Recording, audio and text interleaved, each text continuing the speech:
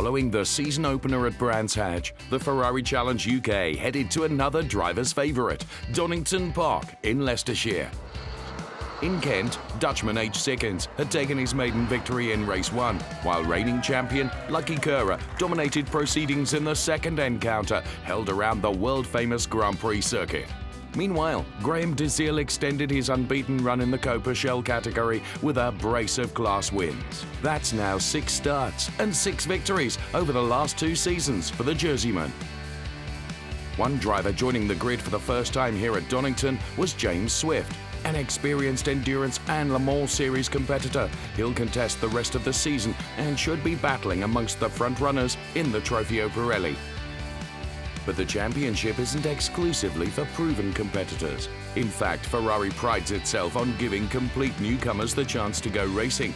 Not only that, but to improve their skills rapidly, thanks to the support, expertise, and knowledge that Ferrari is able to offer. One such driver experiencing his first season of competition is Ferrari enthusiast Matthew Thompson. Obviously, love my cars, into my Ferraris. Got told about this. Me and my friend were interested. We sort of said we're interested in it. We'll do it together, and it just went from there. We've done our race licence probably like just over a month ago now. So yeah, no race experience at all. So it's all completely new. It's second race weekend. I think it's 4th, 5th time in the car. So still learning everything, trying to take it all in. But overall experience, yeah, you couldn't beat it, couldn't fault it. In a closely fought qualifying session, James Swift had signalled his arrival in the championship by claiming pole position for Race 1 for the Dick Lovett Swindon team. He would be joined on the front row of the grid by early championship leader Lucky Curra, racing for Grey Paul Birmingham. Third on the grid was round 1 winner Sickens for HRO in London, although he was just 68 thousandths of a second quicker than Graham DeZiel. The Meridian Modena driver would line up 4th on the grid as once again the best-placed Copa Shell competitor. Brilliant sunshine and very hot conditions then for the first race of the weekend at Donington Park. And so the cars headed onto the Wheatcroft Straight and roared into life with a rolling start. As Swift concentrated on fending off Curra on the run into Turn 1, Stoko was busy trying to relieve Hogarth of 5th place following a strong start. Into Redgate Corner for the first time, and it was Swift from Curra with Sickens and DeZiel side by side for 3rd, and Hogarth squeezing back ahead of Stoko to reclaim 5th. Stoko then lost another place to John Dillon, who came charging past into Hollywood. They then plummeted down the Craner curves, a roller coaster ride towards the old hairpin, where the top 3 remained Swift, Curra and Sickens. Back on board with Stoko in 6th place as the cars tackled the uphill climb towards McLean's. Meanwhile, Paul Rogers was trying to play catch-up after a quick spin on cold tyres at the end of the formation lap. These 670 horsepower 488s had been averaging over 108 miles per hour in qualifying, and in next to no time, the cars were heading into the Roberts chicane at the end of lap 1. While the top 3 edged clear, the battle for 4th began to rage. Hogarth drawing alongside DeZiel, closely followed by Dillon and Stoko. Hogarth moved to the head of the group into Redgate, leaving DeZiel to close the door before Dillon tried to follow suit. There was also a good battle developing between Elliot Pickering and Jonathan Satchel for 10th place, both of them being reeled in by the recovering yellow machine of Rogers.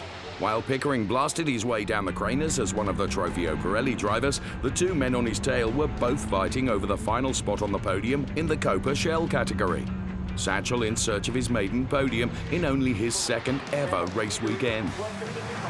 Second in class was the blue 77 Ferrari of Paul Simerson, the Grey Paul Birmingham driver running in 9th place overall. At the head of the field, Swift remained in control, but still with only a slender advantage over Curra, who had dominated both races here at Donington, his home circuit, in the 2020 season. As they pushed each other to the limits, both drivers began to edge clear of 3rd-placed Sickens. And things were really hotting up in the 4-way battle for 4th place, as Stoko drew alongside Dillon on the run into Redgate. This only served to spur Dillon on, as he then slid down the inside of DeZiel, quickly followed by Stoko on the exit. There was more wheel-to-wheel action, as Rogers charged alongside Pickering with a great move around the outside into Redgate. Having already lost a place to Satchel, Pickering now found himself down to 12th place. And Rogers wasn't done yet, as he moved straight onto the tail of Satchel down the Craner curves. The JCT 600 driver outbraked his rival into the old hairpin, moving himself into a podium position in the process. By mid-distance, it was getting even closer in the battle for the overall lead.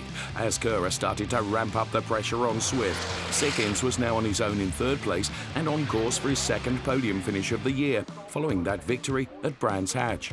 And there was about to be a change for fourth, as up ahead, Dillon got a run on Hogarth into the chicane. He slid down the inside, took the position, and allowed Stoko to close right up.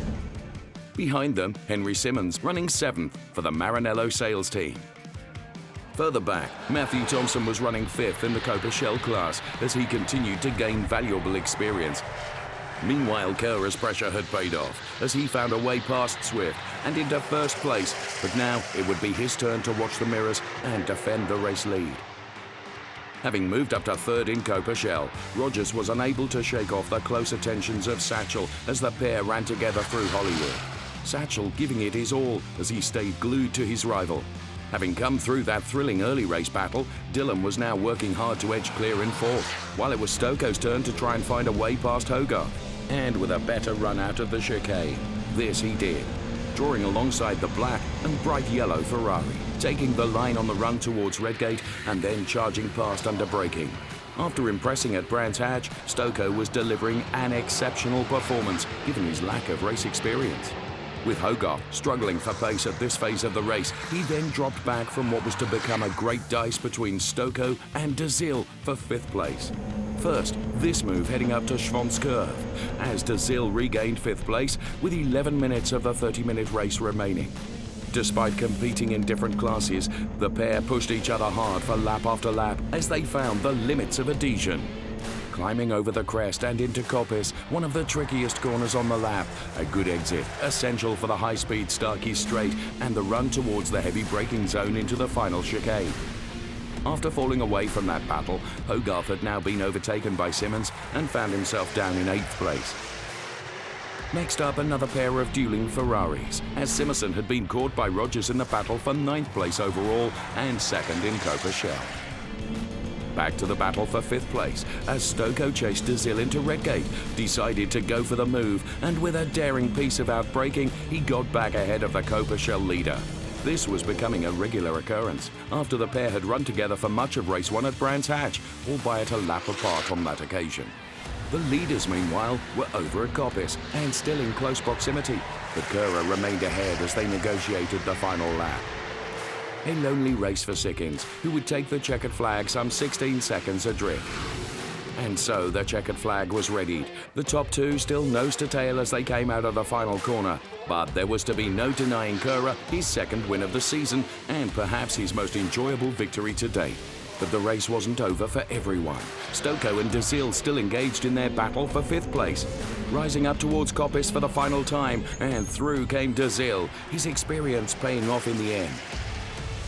And so, confirmation of the final results, with Kerr, Swift and Sickins on the Trofeo Pirelli podium, ahead of Dillon, De Zille and Stoko, with Hogarth finishing 7th after moving back ahead of Simmons late on. Here are the post-race thoughts of our top 2 drivers.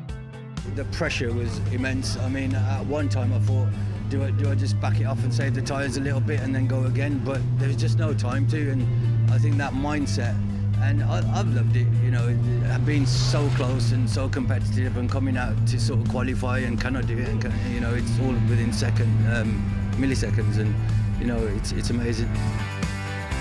When I was leading, I would just made a couple of mistakes in the chicane, and then he would get the run on the chicane, and he got me. And then when I was behind him, I was taking a bit more of the chicane, and then I was a bit quicker. So it was just very, very close.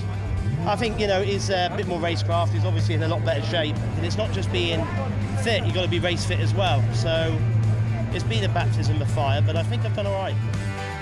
Congratulations also to our podium finishers in the Copa Shell category. Paul Rogers in 3rd, Paul Simerson in 2nd, and class winner for the 3rd time this season, Graham De Zille.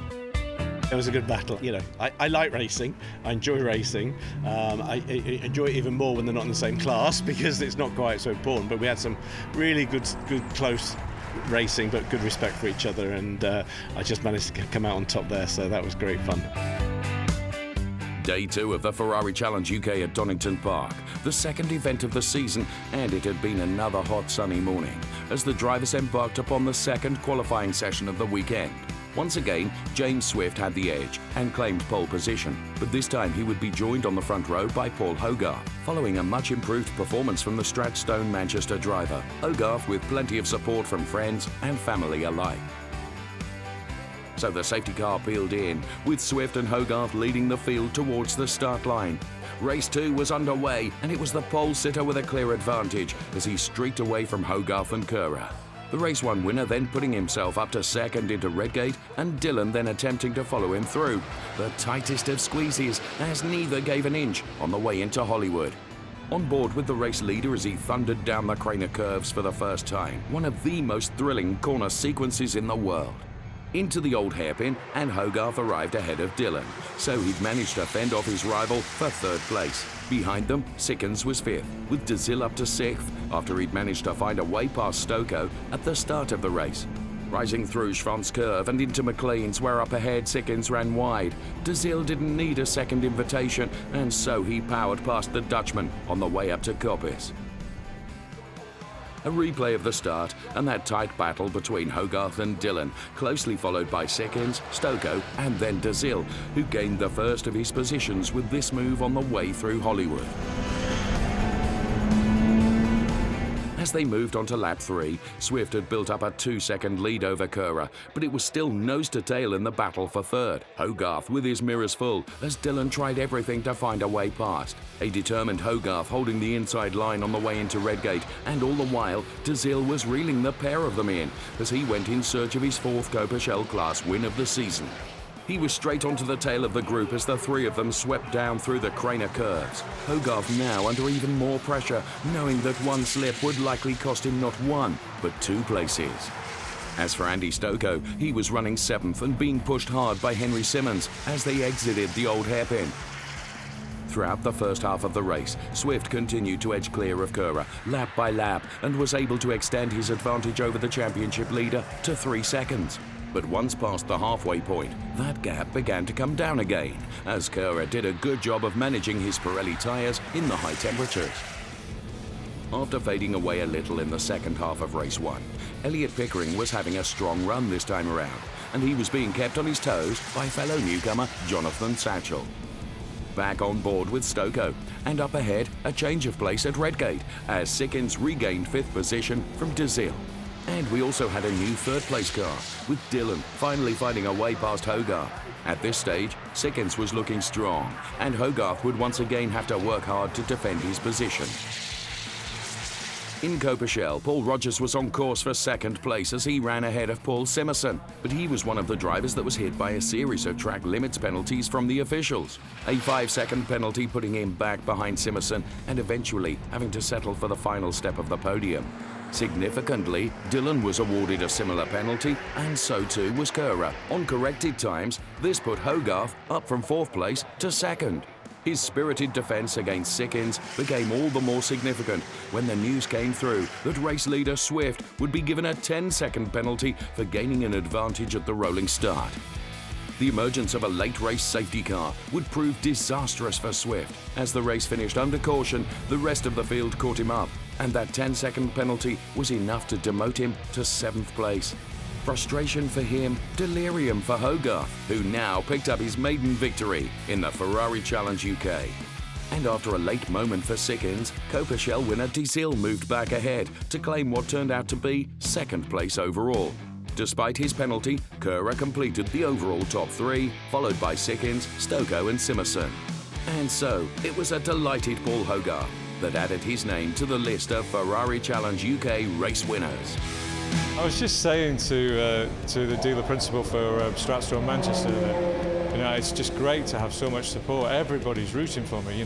With it being my 3rd season, I'm kind of well known around the paddock, aren't I? And everybody just seems to be really pleased when I do well, which is great, and I really appreciate that. So after 2 events, Lucky Kerr leads the standings in Trofeo Pirelli, some 10 points clear of Sickens, with Hogarth now up to 3rd place following that victory. and in Coperchel, a 25-point lead for the unbeaten Graham DeSille, while just 4 points separate Simerson and Rogers in second and third. Next time, the Ferrari Challenge UK heads to Snetterton as the championship reaches the halfway stage.